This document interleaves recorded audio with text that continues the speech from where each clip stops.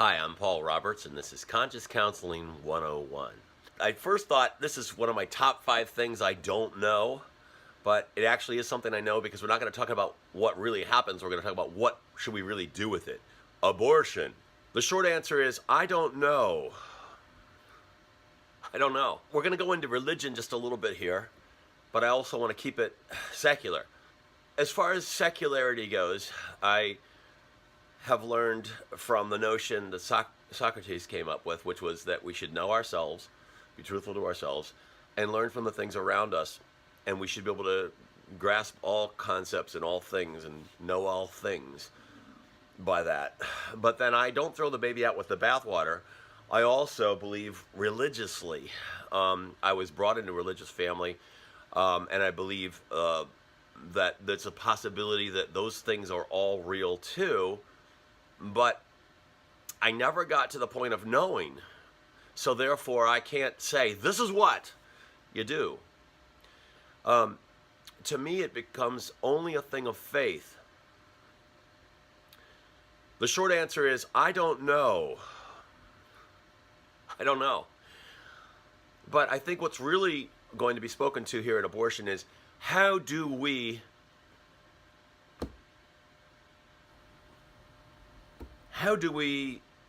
impose our will as leaders among the masses, towards the masses? That's what really the question is. Because if we were all honest with ourselves, we could say, we don't know what the best answer is regarding abortion.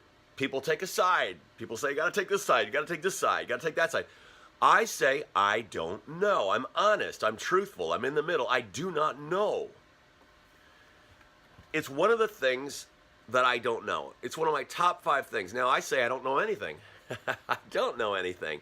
I take a stance, or I take a faith stance on just about everything through the filter that I put it through, which is Jesus' teachings, but also the Socratic thing I talked about a moment ago, about we should be able to learn everything we need to know just by self-analysis and world analysis. This is one of the things I do not know. And we've heard many arguments in the past about, well, when does a being exist? Is it upon conception? Is it, I knew the hairs on all your heads before you were even born? Is it prior to creation? Prior to the Big Bang? When God first existed? Is it first term, second term, third term, after conceiving?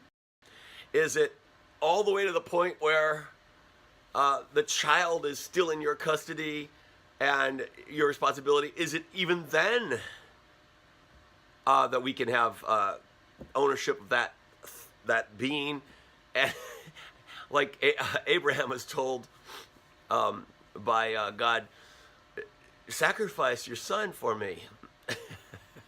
I don't think God wanted him to do that, but he was told, do so, and God wanted to see what he'd do, and Abraham was willing to do it. And then we've heard things about, well, God surely could create a clay vessel that he could smash if he wanted to. It's all within the realm of what God can do. There's so many things. For instance, I've written a few notes down here. John leapt in the womb when he came near to the other baby in the other womb. So giving credence to that, it's life form. Okay. The baby in the other womb was Jesus, and he was immaculately conceived according to Scripture. But today we have what the real issue is. Does the governing authority have a way of knowing what they should do? We're not talking about knowing whether or not it's acceptable. We're talking about, does the governing authority have a way to decide, a black and white way to decide what they should do in a godless world, really? I mean, you could say that the forefathers used the 10 Commandments to forge the commandments or the laws. You could say that this was done all through the years. Obviously, it wasn't done before Moses. And man's law did dictate incredible restrictions, even to God's people, that were of man's law, and they had to be lifted out of that.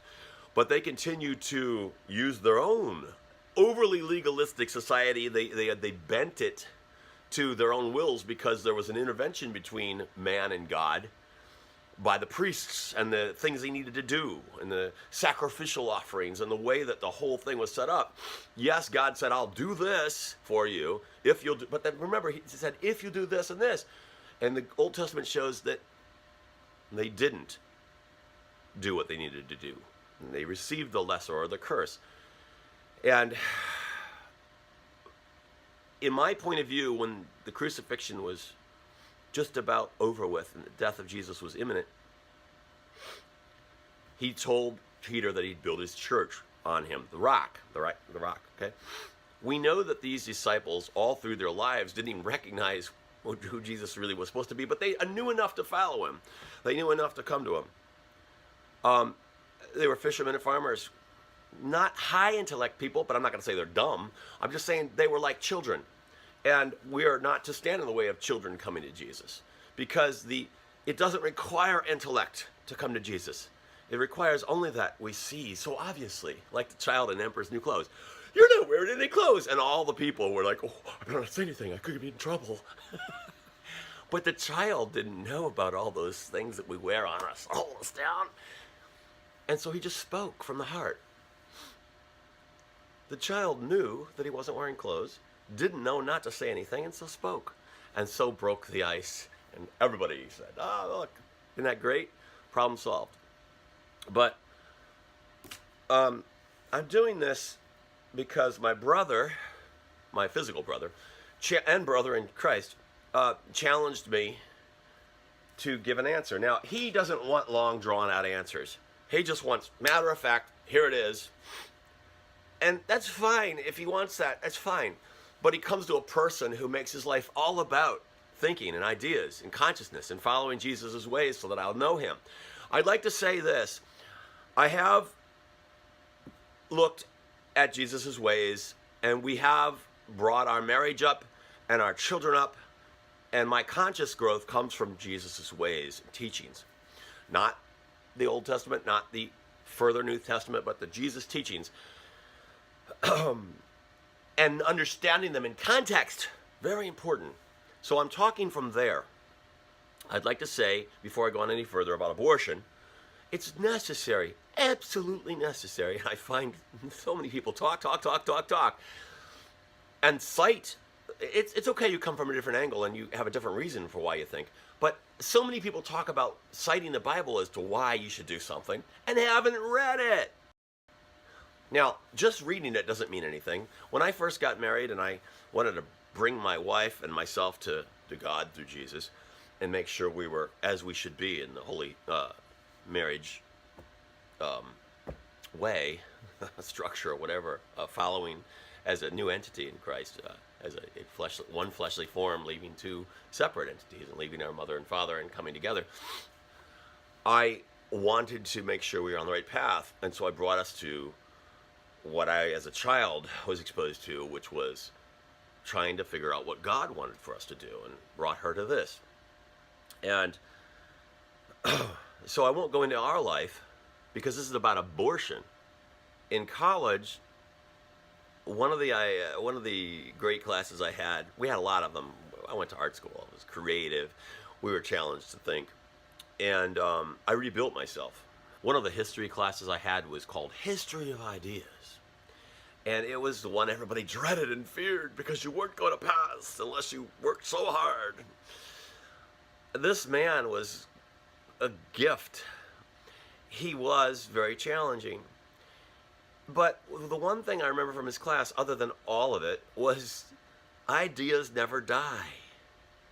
The history of ideas is about ideas, and about once man can grab on to something, you can't get rid of it from his mind, especially if you don't think past it. Now, my brother said I needed to consider more, and And he whoop, whoop, stumbled over himself, did the one thing that's the most judgmental. And in Christianity, I don't even want to use the word Christianity, but in Christ following, we're told not to judge, or we'll be judged as we judge. He made the one fatal error right off the get-go. He came to me saying, "You're wrong. I'm praying for you, that you'll reconsider." Well, what that says basically is, I've judged you, and I'm going to lift you up due to what I have that you don't have. And through God's intervention, you'll gain. And so I responded in a way that he thought that I was arrogant or boastful or whatever, condescending. No, it's just that I knew what he was doing, and I knew it was the wrong approach, and I knew he didn't have the ability to lift me, and I knew that my road was, unbeknownst to him, all about reconsideration and all about following Jesus' teachings and finding to know him and to find out what it is that he wants for our life. So we're separated by the East and West Coast. We spent a wonderful childhood together, but he doesn't understand what I've been through. And if I tell him, it just doesn't seem good enough for him.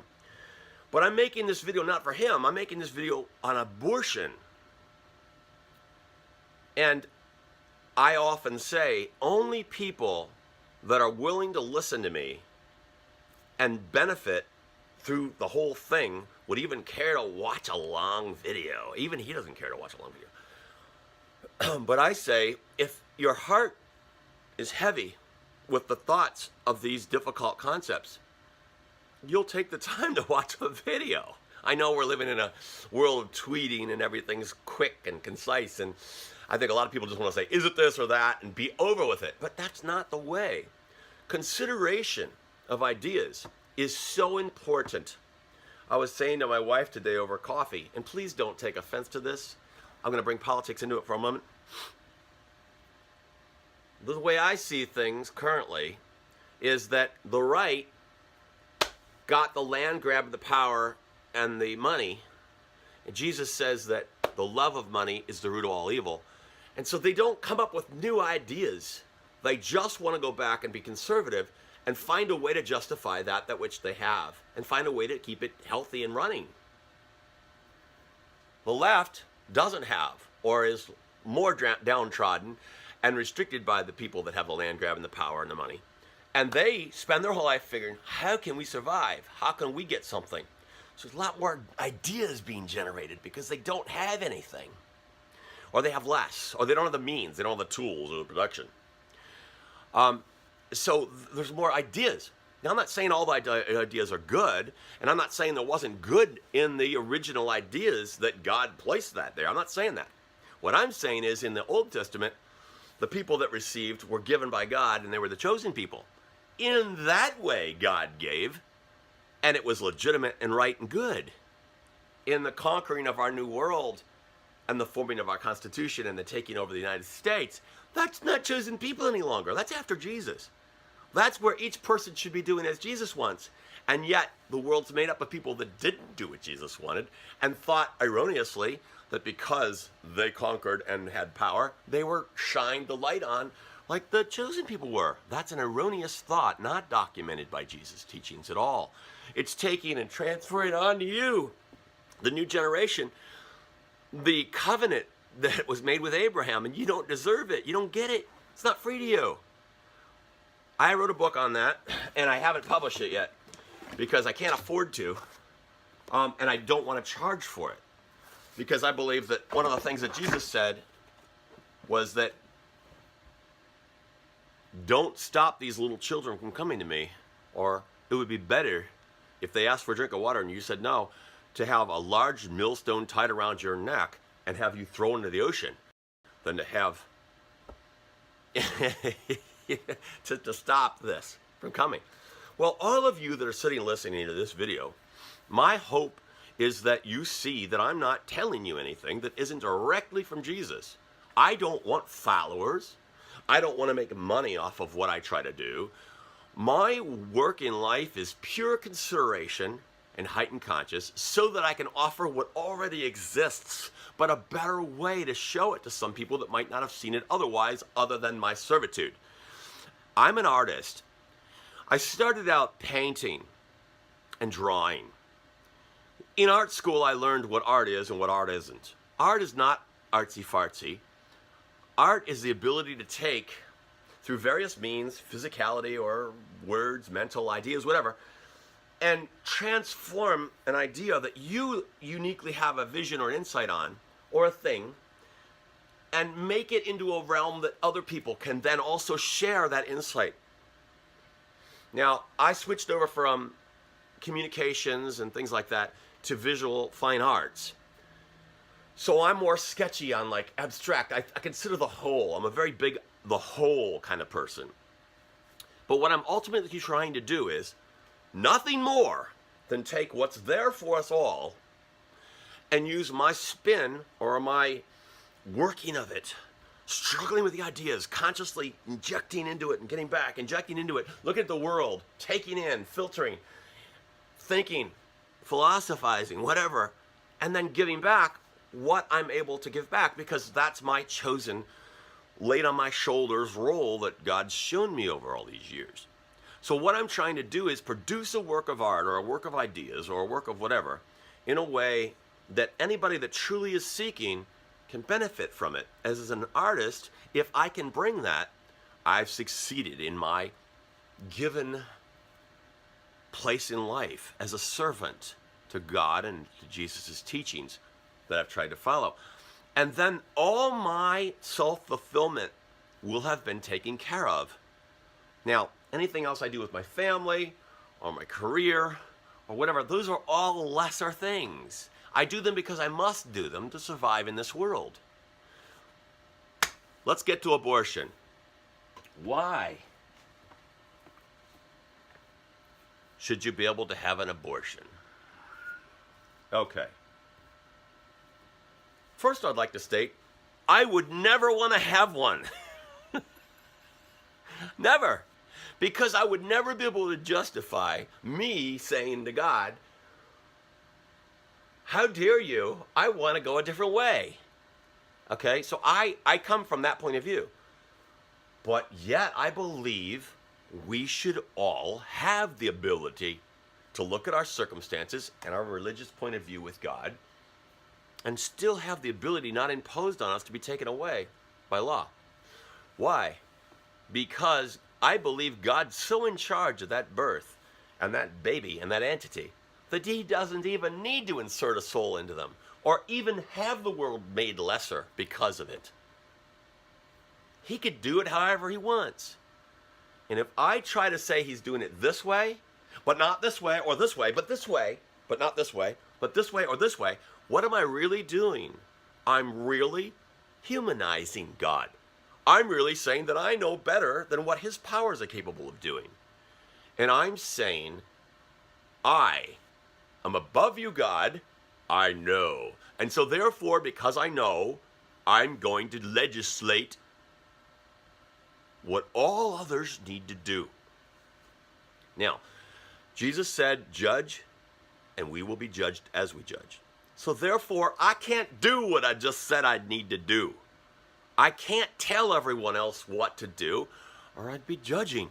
I can't restrict them and force them to do, or I'd be judging. Even according to the founding fathers, we can't really allow a religion to, be established or determined by it. Now, of course, I believe in God's law, but God's law is reflected through the founding fathers into our laws. Until the laws go too far and become overly rigid, then we once again have had a problem. Because now what we're doing is we're imposing what must be limited in black and white in judgment and judging over others. And what we've done is we've taken what Jesus said not to do, not to judge. Lest you'll be judged. And we've done wrong in the first place, but then exacerbated it and lifted it up higher and made it so all others after us have to be exposed to our forced way. And we've taken what was worse and made it universal. So I'm pro-choice so that we don't have to judge. That's why I'm pro-choice. Now the people that want to judge and make it solid, they don't want you to think that pro-choice is a good thing. They don't want you to see these things. They want you to think that pro-choice means pro-death. Well, again, this is all a dim, dark road that these ideas are coming from, to continue to take what they have, what their power base or their strength is, and try to maintain that as much as possible so they can keep their hold. I'm against this because we're to come to ideas in light and consciousness through Jesus, not be restricted and have our talents buried in the ground and stay who we were. We're to come forward. Now, well, one of my last points I'm going to make, believe it or not, I'm almost done. I mean, I did a lot of talking there, but believe it or not, I'm almost done, because it's really not a complex issue. It's really a question of judgment. And you can't make the judgment according to my personal beliefs, which are Jesus says. This is one that's probably going to be irrelevant to some, but it's big. And it probably doesn't really, it shouldn't decide the issue, but I'm going to bring it up anyway. Those that are most opposed to the right to have a choice to have an abortion, I'm not going to talk about what trimester it is, or even if it's after it's born, or whatever, because I demonstrated in that beginning of the video that can't be known, can't be shown. The truth of the matter is, there's a juxtaposition here that we should be very, very focused on. And that is that the ones most opposed to abortion are the ones least willing to offer care and concern for that child once it is born. And those that are likely to have those children are the ones without means, are the ones that maybe aren't capable of making the best decisions, find themselves laid up, not thinking about it as much. And because of the judgment of society on them, more likely to say, oh, I better keep this because I can't think that there could be any other way. I better keep this. And then they don't have the means. And the right, ironically, says, well, we're not going to help you. In fact, we're trying to cut your Social Security, your food stamps, your welfare, your everything now because you lowly scum, you think you're entitled to these things. And they're the ones that want more kids to come into the world. But then they don't give. So in my opinion, this is going back to Jesus saying, don't keep those little children from coming to me. If they ask for a glass of water, give them one. Or what you've done is you have done an offense so terrible that the large millstone should be tied around your neck and you throw it into the ocean. So in my opinion, the real offense, that the real thing happens once the person's in the world, not in the womb, in the world. And that's when they're so obviously, concretely doing wrong by them. And so that's the larger issue, the more firm issue. We go back to abortion and all the different references of what different terms are like. Hairs on your head, I knew, before time, possibly sacrificing a child because God asks. War is acceptable because that person's coming after us to take what's ours. Murder, right? Remember, Jesus at the Last Supper gave the highest commandment, which is to do unto others in love with your brother as you'd have done unto you. Well, first you have to be able to love. You have to know who your brother is. You have to care for your brother. You have to be in Jesus' teachings to even know what to do. And that's the highest commandment. Few people have even read the Bible. Few people even understand the context. Few people can lift themselves up from their life circumstances enough to know what all this means. Few people are qualified to even talk on this. And yet, masses tell what they're going to do so that everybody else will have to do it. That's wrong. So my answer on abortion is, more wrong can happen outside the womb, and that's known and seen. Take care of that first. Take the plank out of your own eye before you remove the speck. I've spent a life working on that plank. The abortion is a speck, and the reason why I call it a speck is because I don't know. Honestly, I don't know, but I've cited these examples of how God views life. I've cited these examples, how God can intervene. Even my very conservative uncle once said to me, maybe God put all the fossils and dinosaurs and things here and clues for us to find just to throw us off so we'll go down a wrong road and believe that the creation isn't real. Yeah, he could have. I tell my son all the time, listen to every point of view. Consider every point of view. Believe that every point of view can be real, but don't necessarily feel you have to hold it. Keep it around, but not as your main volume of your book. Okay? This is what we do. Jesus didn't go running after that guy that came after him and said, let me sit by your side. He said, yes, you may. I can't, that's not for me to give. But yes, you may come with me. Go and sell all that you have. He left heavy-hearted. Jesus said, I tell you the truth. The love of money is the root of all evil. This man couldn't come because he had so much, he couldn't get rid of it. But did Jesus go chasing after him to solve it?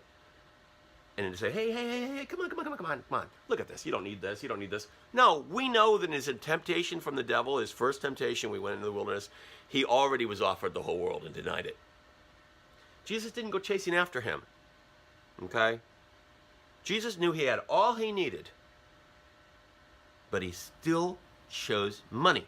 Jesus said he didn't come to save the world as far as giving us peace on earth. Jesus said the poor would always be among us. He told us that we'd always have these difficulties, but he said finally that the love of money is the root of all evil and used this man as an example.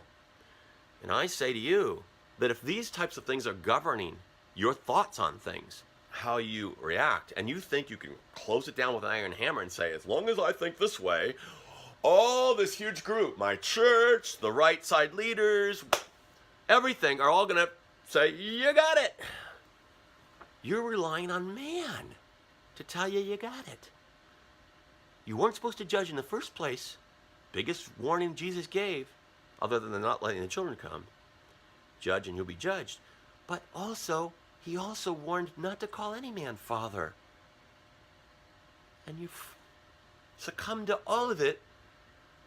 You welcomed it with open arms, and then your actions went and tried to feed it to everybody else. This is why the broad road that is paved to destruction and cloaked in darkness is so broad, and why the light road is so narrow, following to Jesus and salvation, and very few will find it, because you have to work through all these things of consideration, even without knowing, to ever get to the possibility of having faith and knowing what that means. I have faith of these things I'm talking about right now, and I know Jesus. But even with the plight that I've been subjected to in my life and my responsive call to it, I can't sit here and tell you right now that I even know that he is God.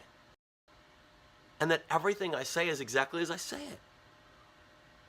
If I could do that, then the next person could, and the next person. And then they'd simply show it, and all would. No. Only those who are called and knock, the door will be answered to. You have to first get past your judgments and your reserves and make yourself innocent like that child and knock on the door.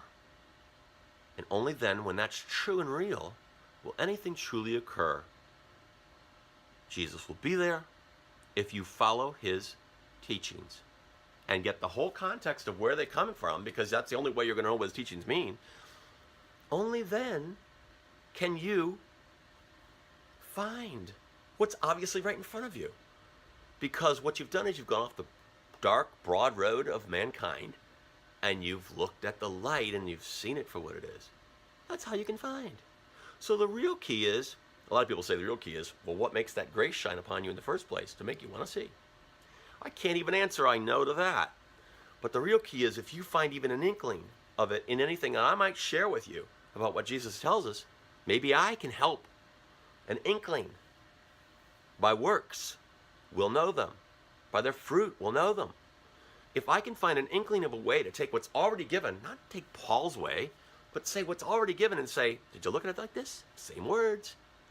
But did you think of it like this? Then I've been a servant. That's my ultimate goal in the world. That's what Conscious Counseling 101 has at its core.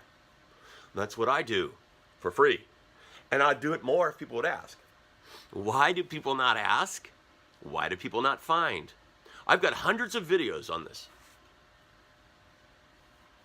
Very few come and talk with me. It is because, in my opinion, and I don't know this, most aren't searching. Most can't get past judgment. Most don't know to look. If you do know to look, I'm here for you. You're the type of person that should be talking with me. Because I still have things I want to grow on myself that I can't necessarily grow myself. For instance, I'm making this video today because my brother challenged me.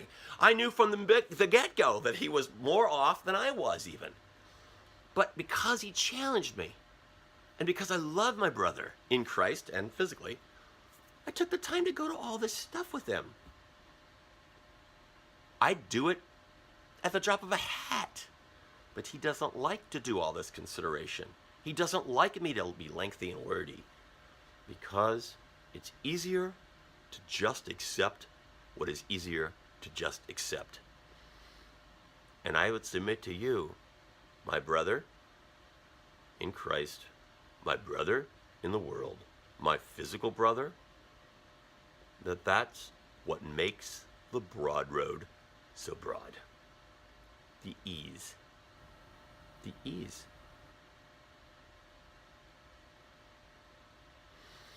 Find conviction, to be brave, to be worried.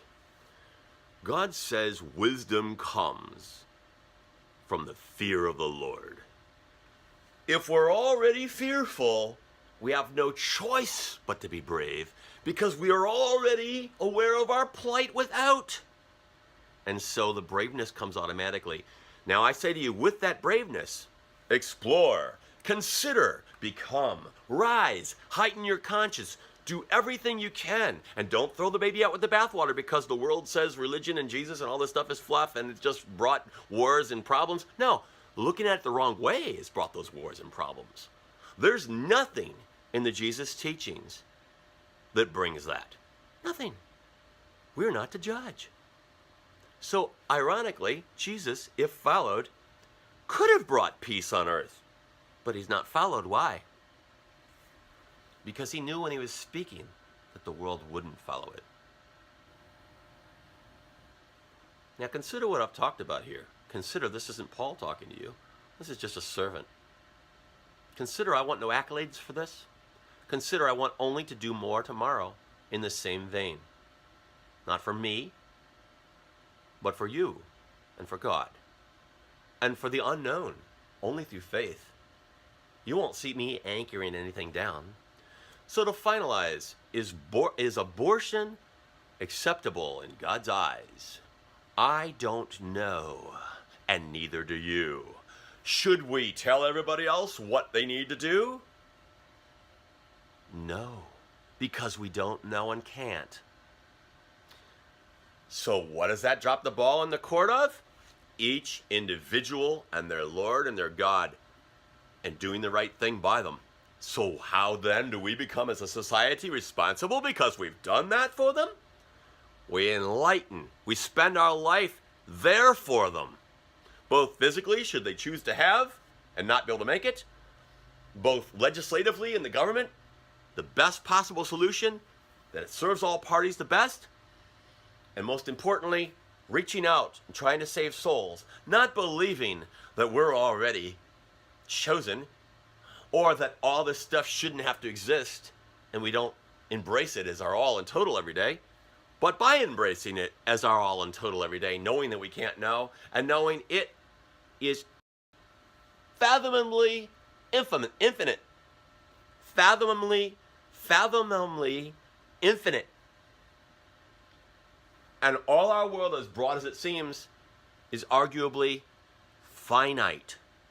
But this is what we see, and that's what we can only think. Out of the what we can only think, I believe, comes far more goodness. And that is the key to why I have faith. Because when I look at what's in front of us, though you can find what you think might be goodness here, it's limited and far too not good. in my opinion. Okay, abortion. Don't take your flaws out on another living or non-living entity until you have walked the breadth and width of the earth and the fathoming of God to the highest degree that you possibly can, and even then be the most careful that you possibly can, because to have an abortion would be to make a judgment on another, or to kill a child, or a man involved in another country in a war against us, or an immigrant coming across the borders, or a person that has views that they demonstrate in life that we don't agree with. To make a judgment against them, what does it do? It makes a judgment against you. Don't do it. But in your heart, pray that God, who's far more great than you ever will be, will intervene and do the right thing. And even when the wrong thing is done, God can use it to do the right thing. Because the wrong thing's only a perspective that we have in our limited ability to have perspective. Don't stand so strong on what you think you know. Realize you know nothing.